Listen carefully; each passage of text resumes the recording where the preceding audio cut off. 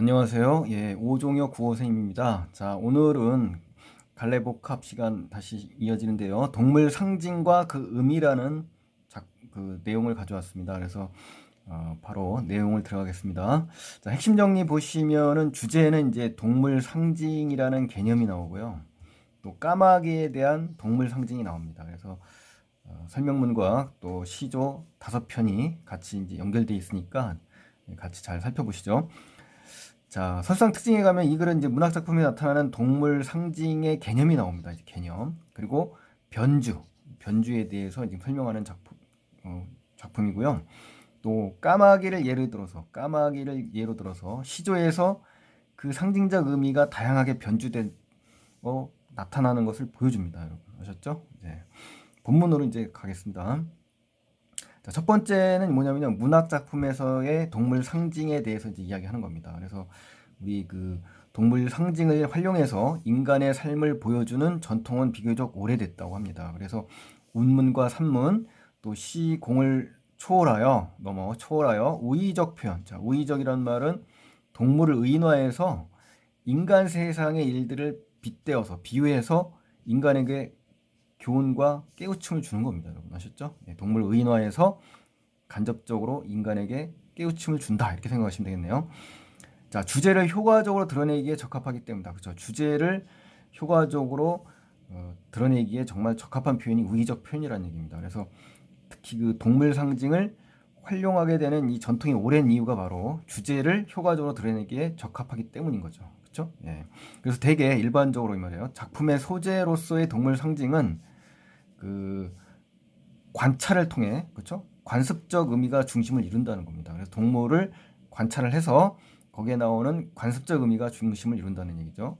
다만 이러한 의미는 고정되어 있지 않다. 그렇죠? 고정되어 있지 않다. 유동적이라는 얘기네요. 그러니까 상황에 따라서 합리적이고 객관적으로 인식되는 것에서부터 신비롭고 관념적으로 규정되는 것까지 어떻다? 폭넓은 양상을 보인다. 양상이라는 건 이제 모양이나 상태, 즉 이러한 모습을 얘기하는 겁니다. 그래서 폭넓은 모습을 보인다 이거죠. 그러니까 고정되지 않았다는 얘기입니다. 고정되지 않고 폭넓은 양상으로 그렇게 나타난다. 이게 바로 이제 이 관습적 의미입니다. 그래서 이제 여기까지 요약을 하면 작품 속의 이 동물 상징 의미가 굉장히 다양하다는 거고요. 관습적 의미의 이 범주는 굉장히 폭넓다. 이렇게 정리하시면 되겠네요. 그렇죠? 예. 자, 그다음 두 번째 내용을 가시면요. 동물 상징의 범주적 다양성이 있습니다. 범주적으로 굉장히 다양하다는 얘기인데요. 자, 보실까요? 동물 상징이 주로 익숙한 정보를 통해 형성되기는 하지만, 그렇죠? 익숙하지만 작품의 주제가 곧바로 등장 소재의 속성을 그대로 반영하지 않는다. 그렇죠? 그 주제가 곧바로 그대로 이제 속성을 그대로 반영하지 않는다는 겁니다. 그래서 물론 일부 작품에서는 어떻습니까? 소재의 속성이 반복될 수 있고요. 변주란 말은 여러 가지로 살짝 변형된다는 얘기입니다. 그래서 주제의식을 드러내는 경우가 있으나, 그렇죠? 있으나 중요한 거는 일부 작품에서는 관습적 속성의 허위. 자, 여기서 해석을 잘 하셔야 되는데 허위라는 거는 진실인 것처럼 꾸민 겁니다. 그러니까 이 허위나 또 이를 넘어서 존재하는 본성이라는 거는 본래부터 갖고 있는 밑바탕을 얘기하는 겁니다. 이 본성을 드러냄으로써 새로운 주제를 보여준다. 자, 이 말은 무슨 말이냐면요. 이 동물 상징이 굉장히 다층적으로 활용이 되고 있고요. 관습적으로 형성된 의미를 비판할 수도 있다는 겁니다. 이 허위라는 말이 바로 비판할 수도 있다는 거고요. 또 본성을 드러낸다는 건 숨은 의미를 드러낸다는 얘기입니다. 그래서 새로운 상징을 만들어낸다는 얘기죠. 아셨죠? 그러니까 그래서 중요한 거는 관습적으로 형성된 의미도 비판할 수도 있고 또 숨은 의미를 드러내서 새로운 상징을 창조할 수도 있다. 뭐 이렇게 정리를 하시면 되겠네요. 그래서 한국 고전 시가에서 특히 까마귀가 나옵니다. 까마귀. 그래서 오늘 이 까마귀가 중요한데 동물 상징의 구체적인 사례를 제시할 거고요. 중심 소재입니다. 오늘 이 글에요. 그래서 비교적 자주 등장하는 동물입니다. 그래서 이 까마귀의 상징은 바로 빛깔이죠. 내면, 습성 이런 거에 따라 여러 가지 의미로 변주되어 나타난다는 겁니다. 그러니까 까마귀의 상징적인 까마귀의 이런 상징적 의미가 다양하게 어떻다? 변주돼서 나타난다. 이렇게 정리하시면 되겠네요. 예. 자, 그 다음에 이제 5번째 그 프린트 중에 이제 2번째로 넘어가겠습니다, 여러분. 자, 오늘은 좀 양이 좀 다른 때에 비해서 좀 많네요. 그렇죠? 예. 자, 내용이 많다는 겁니다. 잘 정리하셔야 되는데. 자, 보실까요?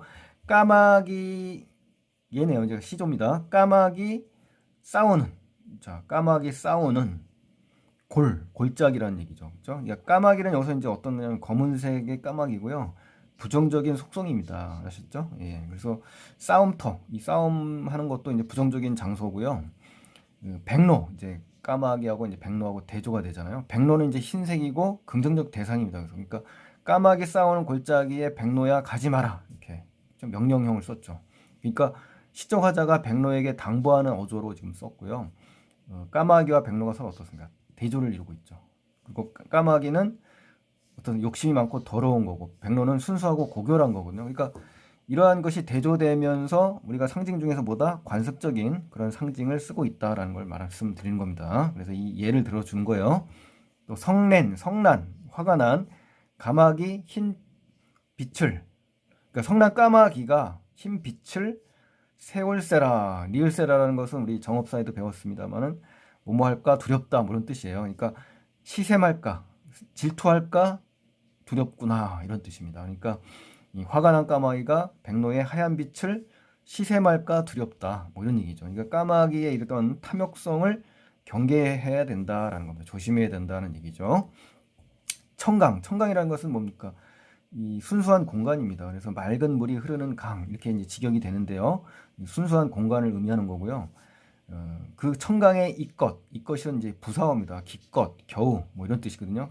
그러니까 기껏해야 뭐 겨우 몸을 씻었잖아요. 씻은 몸을 더럽힐까 하노라라고 영탄법으로 끝났네요. 그러니까 백로에 대한 화자의 걱정과 염려가 담겨 있는 거고요. 이제 우리 한자 성어 중에 이제 이것과 밀접하잖아요. 근목자학, 그렇죠? 예, 먹을 가까이 하면 그 사람도 검어진다. 그러니까 이제 요걸 경계해야 된다라는 그런 화자의 이야기입니다, 여러분. 아셨죠? 예. 자, 이걸 이제 핵심 정리를 간단히 정리하면요. 평시조고요. 시적 화자는 뭡니까? 백로를 걱정하는 화자고 또 당부하는 사람이죠. 그렇죠? 성격은 비판적이고요. 우위적이고 대립적입니다. 아셨죠? 주제는 뭐다? 백로가 까마귀에 어울리지 않도록 경계해야 된다. 즉 관습적 상징을 통해서 대상의 긍정 부정을 판단해 보였어요. 흑백 논리가 뚜렷하죠. 그렇죠? 그래서 악의 대상과 어울리지 않도록 조심해야 된다. 그러니까 결국 여기서 말하고자 하는 거는 겉에 그 표면적인, 그렇죠? 외관상 드러난 그 표면적인 차이에 대한 경계를 지금 하는 그런 이면적 주제가 나왔네요. 그렇죠? 예. 자, 특징은 뭐냐면 동물을 의인화했잖아요. 그렇죠? 의인법을 써서 주제를 우의적으로 전달한 겁니다. 그리고 두 번째 특징은 흑백의 그 시각적 이미지가 드러나죠. 흑백의 대비. 그렇죠? 그래서 주제를 더 강조해 줍니다. 그러니까 색상의 대비가 나온 거고요. 또 부정과 긍정적 대상이 대비되면서 명확히 구분되는 그러한 그 시입니다. 그리고 흰빛과 청강 같은 소재를 써서 백로의 그 어떤 순수함, 이러한 순수함을 강조합니다. 그렇죠? 시각적으로 굉장히 순수한 그 이미지가 드러나는 이러한 시어를 써서 백로의 순수성을 강조해 줍니다. 그리고 표면화되지 않은 화자, 즉 겉으로 화자가 드러나지 않았다는 얘기입니다. 그래서 백로에게 시적 대상인 백로에게 말을 건네는 방식으로 이 시상이 전개된다. 이렇게 참고로 정리를 하시면 좋겠습니다. 자, 그다음에 세 번째 내용을 가실까요? 세 번째 내용을 가시면 까마귀의 상징적 의미가 나옵니다. 그래서 부정적 대상으로 나오는 거, 부정적 대상. 그래서 이 작품은 까마귀의 검은색을 부정적으로 인식하는 것에서부터 시작했죠. 그래서 관습적으로 검은색은 악한 것. 자, 검은색은 악한 거라는 관습이 작용이 된 겁니다. 그래서 이에 반해라는 건 뭐예요? 대조죠, 대조. 그죠? 하얀색은 뭐다? 선한 것이다. 그러니까 선과 악이 명확히 구분이 되네요. 그래서 이런 걸 뭐라고 한다? 이분법이라고 하잖아요. 이분법. 그렇죠? 예. 그래서 까마귀의 골짜기는 싸움터이고, 그렇죠? 백로의 청강은 순수한 공간이죠. 그러니까 긍정의 공간과 부정의 공간이 서로 대비가 되고 있어요. 그래서 흑백에 정해진 틀, 이게 바로 이분법인 거예요. 이분법. 아셨죠? 흑백에 정해진 틀 안에서 검은 까마귀는 판단이 불필요한 부정적 상징으로 다닌다. 판단도 필요 없는 거네요. 그렇죠? 그래서 단정이 돼버린다. 단정이라는 것은 딱 잘려 판단되고 결정된다. 딱 잘라 결정되는 거네요. 그렇죠?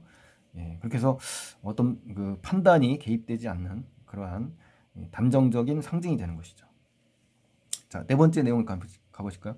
까마귀의 상징적 의미 이제 두 번째는 뭐냐면 이제 긍정적 대상인데요. 겉과 속이 같다는 겁니다. 겉과 속이 같다. 까마귀가. 그렇죠? 겉과 속이 다른 게 아니라 같아요. 그래서 이 대조적인 표현이 이제 주로 나옵니다. 다 보실까요? 까마귀 검다 하고, 이 까마귀의 어떤 겉모습이죠. 외양을 묘사했잖아요. 긍정적인 내면. 겉모습은 까맣지만 이제 긍정적으로는 내면이 하얗다 이런 얘기를 하려고 하는 거거든요. 그러니까 백로, 까마귀와 백로가 서로 또 대비되죠. 이 백로는 부정적인 심성을 가지고 있는 겁니다. 겉은 하얗지만 부정적인 심성을 가졌고, 까마귀는 겉은 까맣지만 내면은 긍정적이라는 거죠. 그렇죠? 예. 야, 웃지 마라. 웃지 마라는 건 비웃지 말아라 이거예요. 화자가 백로에게 당부하는 겁니다. 아셨죠? 예. 겉이 검은들, 외양이 검은들 그 속 내면조차 검을 쏘냐, 서리법이죠. 검지 않다는 얘기죠. 그러니까 다시 말하면 까마귀에 대한 새로운 인식을 한 겁니다. 우리가 관습적인 인식으로 까마귀는 부정이라고 금방 배웠죠. 여기서는 이제 작가의 새로운 인식을 통해서 개인적인 상징을 창조해낸 겁니다. 여러분 아셨죠? 이걸 잘 아셔야 돼요. 그래서 아마도 겉이고 속 검은 건 너뿐인가 하노라. 자, 너는 여기서 누구다? 백로라는 겁니다. 그러니까 겉이 하얗고 속이 검다.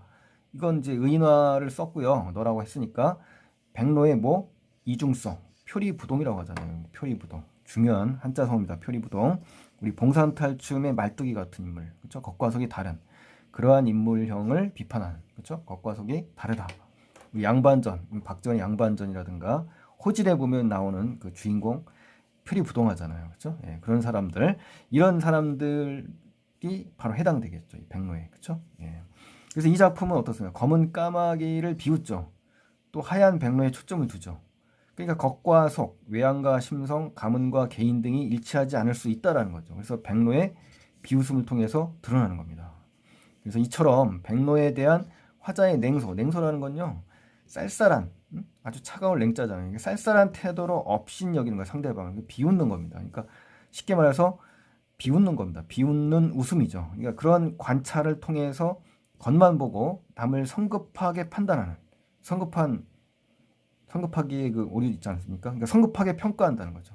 그러니까 자신을 먼저 성찰하라는, 그죠? 그 남을 평가하기 전에 자신을 먼저 반성하고 관찰해야 된다는 그런 시적 화자의 의도가 담겨 있는 겁니다. 그래서 검은 까마귀와 하얀 백로의 대비를 통해서 드러난 거다. 이렇게 정리를 잘 하셔야 됩니다.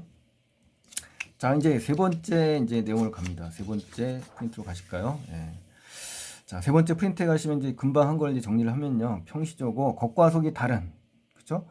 표리부동한 이러한 백로를 비판하는 화자가 되는 거고요. 성격은 비판, 우위, 대립적인 성격이 강하고요. 주제는 뭐냐? 검은 까마귀를 비웃는 백로를 비판하는 겁니다. 아셨죠? 그러니까 반전이죠, 반전. 우리가 알고 있는 관습적 상징과 반전이 되죠. 그래서 대상에 새로운 의미를 제시한 겁니다. 그렇죠? 예. 그래서 이중적인, 사람으로 말하면 이제 이중적인 사람들, 위선자들이죠. 위선자들. 그렇죠? 그런 사람들을 비판하는 겁니다. 이 속 주제가요. 아셨죠? 겉과 속이 다른 사람들, 이 표리부동한 사람들을 조심하자, 막 그런 얘기입니다. 아셨죠? 예. 자, 특징을 가볼까요? 동물을 의인화했습니다. 그래서 주제를 우의적으로 전달했고요. 또 서리법을 사용해서 까마귀의 긍정적 속성을 강조했습니다. 첫 번째 작품에서는 부정적이었습니다만 여기서는 긍정적 속성을 강조했다. 특히 속조차 검겠느냐 하는 말투에서 그랬죠. 또 까마귀와 백로를 서로 어땠다? 대비시켰습니다. 대비시키고 백로의 이중성, 그렇죠? 이중성을 비판하는 그런 내용이고요. 또 검은 까마귀와 흰 백로의 겉모습과 다른 속성, 이 반전 아닙니까? 그죠? 반전. 그걸 제시해서 주제를 더 강화해 줍니다. 그리고 다섯 번째는 이제 표면화되지 않은 화자. 화자가 시에 등장하지 않습니다만 백로에게 말을 건네는 방식으로 시상이 전개됩니다. 그죠? 말을 건네는 방식이 뭐냐면요. 상대방에게 말을 건네지만 상대방이 대답하지 않는다는 겁니다. 아셨죠? 그래서 이러한 전개 방식도 꼭 기억을 하시기 바랍니다.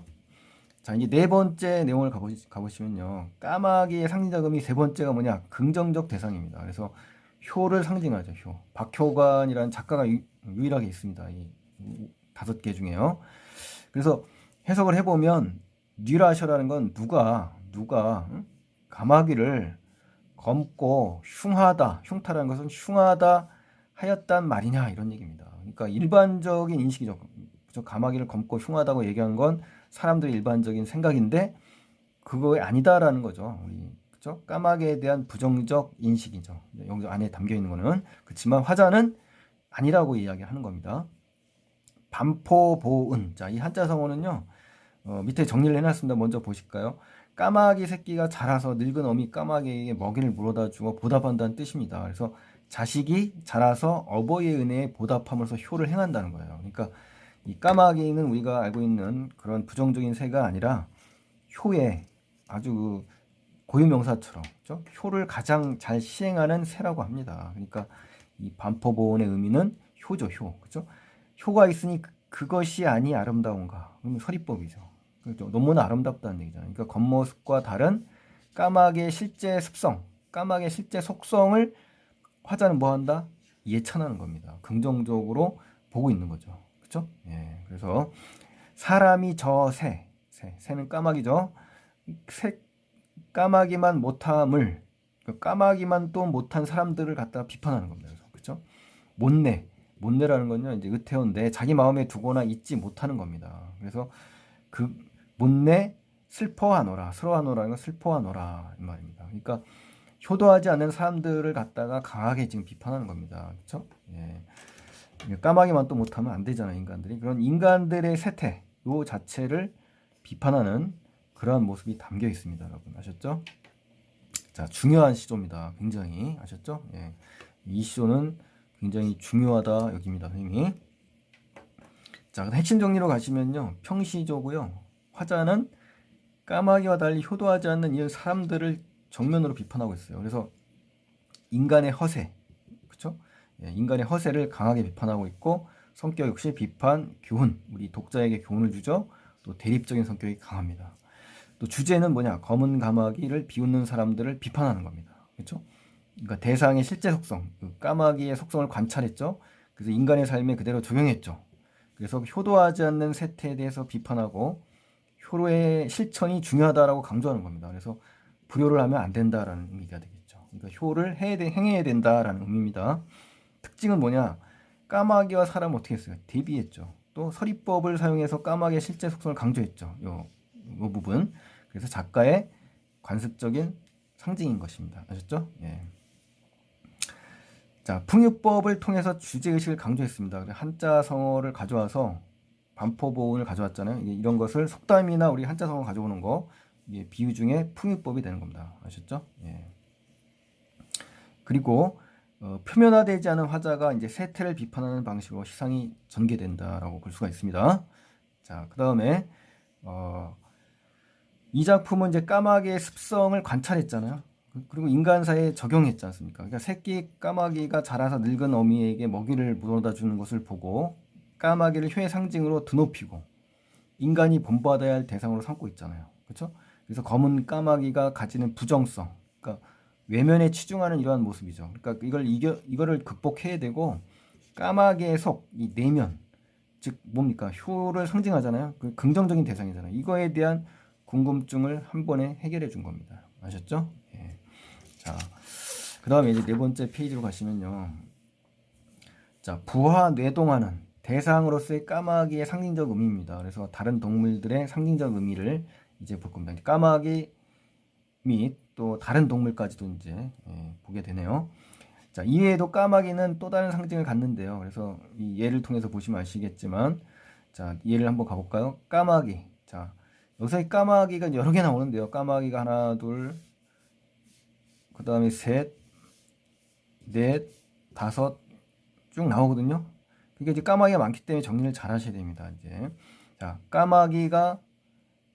까마귀를 쫓아갔다. 그러니까 이 여섯 까마귀는요, 새롭게 날아든 까마귀입니다. 새로 날라온 까마귀죠. 그래서 이 뒷동산에 원래 있던 이 까마귀를 따라가는 겁니다. 그래서 따라가는구나, 들거구나라는 것은요, 따라가는구나 이렇게 되고 뒷동산에, 그러니까 서술어와 부사어가 뒤바뀌었죠. 지금 그래서 도치법이 쓰였고요.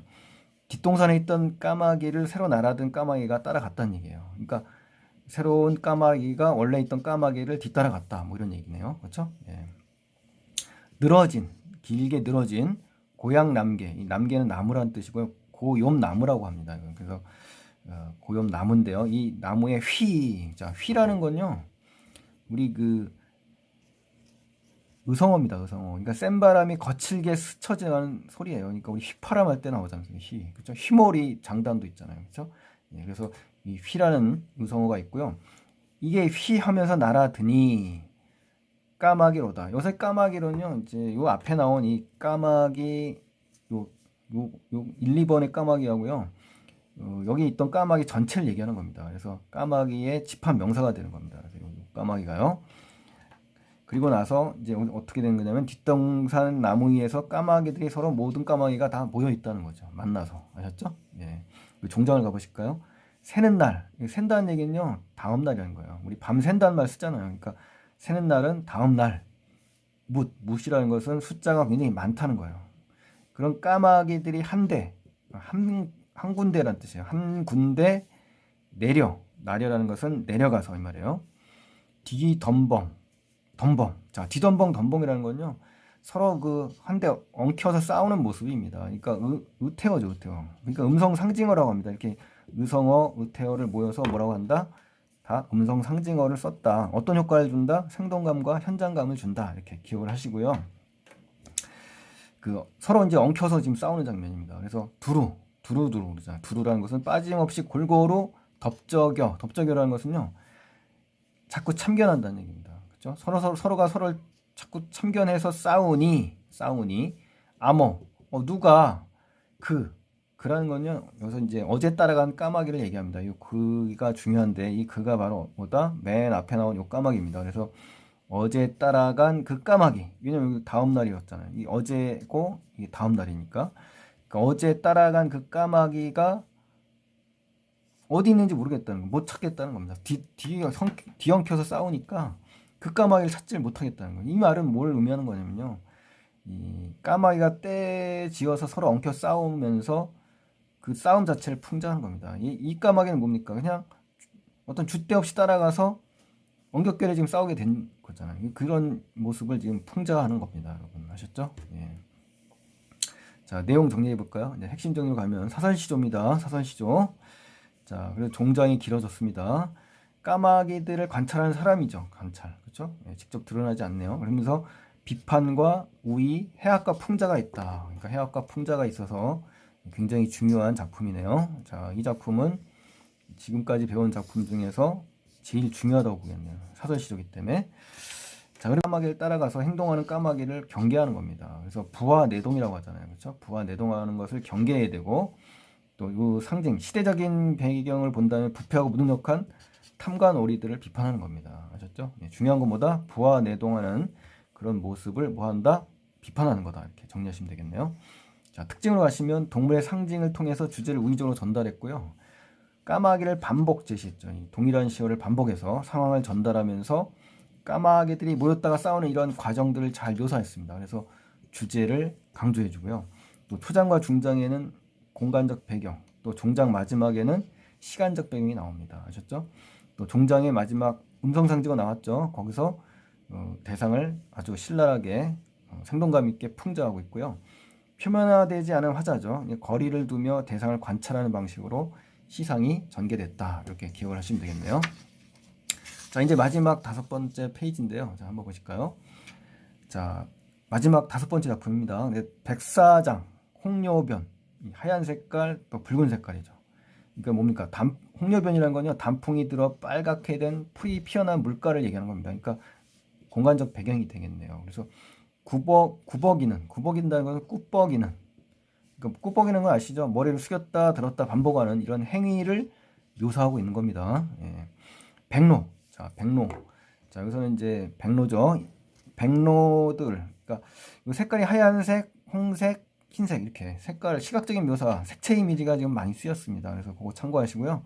이 백로는 시적 청자고 여기서는 뭐냐? 욕심 많은 사람들을 상징합니다. 그래서 지금 부르고 있잖아요. 그렇죠? 예, 백사장 홍로변, 즉 아주 고고한 장소 있잖아요. 아주 그렇죠? 고고하게 이제 백로가 있는 장면이고요. 근데 뭡니까? 배를 채우고 있어요. 고개를 꾹뻑꾹뻑 한다는 것은 먹이 활동을 하는 거잖아요. 그러니까 배를 채우는 그 본색이 드러난 거죠. 자세히 관찰해 보면. 그래서 시각적인 이미지를 활용해서 그러한 모습을 좀 제시했다. 이렇게 기억하시고요. 구복은 입구자잖아요. 배복자 해가지고. 이건 뭐냐면은 세속적인 욕심.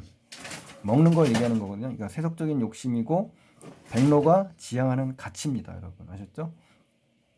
이 구복을 못 메웠다는 것은요, 배고픔을 못 채웠다는 거예요. 그러니까 다시 말하면 탐욕, 어떤 그 욕심을, 물질적인 욕심을 부리는 이유가 요걸 것이다 라고 화자가 추측하는 겁니다. 아셨죠? 저다지, 강조 부사하잖아요. 저렇게 굽니느냐 이 말이죠. 그냥 고개를 굽혔다 폈다 하느냐 이거죠. 그러니까 탐욕을 반복하는 행위의 모습을 좀 보면서 탐욕을 상징한다고 보면 되겠네요. 자, 욕심을 부리는 이 백로들의 모습이 지금 제시되어 있습니다. 자, 그리고 종장에 가시면 일신이라는 건 이제 한 몸이, 이 한 몸이 한가하다는 것은 이제 여유가 있고 그런 거잖아요. 그러니까 화자가 지향하는 색입니다. 그러니까 이 한가한 거랑 구복 활동하는 거랑 뭡니까? 서로 대비가 되고 있는 거죠. 그러니까 이 한가할지언정 이 말이죠. 한가할지언정 살쪄서 무엇하리요 이렇게 됐잖아요. 서리법이죠. 그러니까 욕심을 부리지 말자. 응? 그래서 서리법을 써서 탐욕을 좀 경계하는 그러한 그 말입니다, 여러분 아셨죠? 자, 핵심적으로 가시면 평시적으로 백사장 홍료변의 백로를 관찰하는 사람입니다. 시적 화자는 그 비판적이고 우의적인 성격이고요. 주제는 한가로움보다는 계속 먹이만을 찾는 백로를 비판하는 겁니다. 그래서 이 속에 담겨 있는 주제는 인간의 이런 물질적 욕심에 대해서 비판하고 경계하는 겁니다. 여러분 아셨죠? 자, 이제 특징 마지막으로 정리하시겠습니다. 동물들의 상징을 통해서 주제를 우의적으로 전달했고요. 초장의 구체적인 배경이 나왔죠. 백사장 홍료변이라고 했죠. 종장에서 서리법을 통해서 주제를 강조했다는 거 중요하고요. 다른 고전 시가와 달리 백로를 여기서 어떻다? 부정적인 존재로 상징화돼 있습니다. 그래서 구별을 하셔야 되고요. 또 표면화되지 않은 화자가 백로에게 말을 건네는 방식으로 역시 시상이 전개되고 있다. 이렇게 정리를 하시면 되겠네요.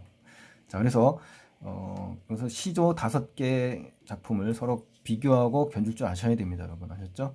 자, 오늘 고생 많이 하셨고요. 예, 도움이 되셨다면 구독과 좋아요를 부탁드리겠습니다. 고맙습니다. 감사합니다.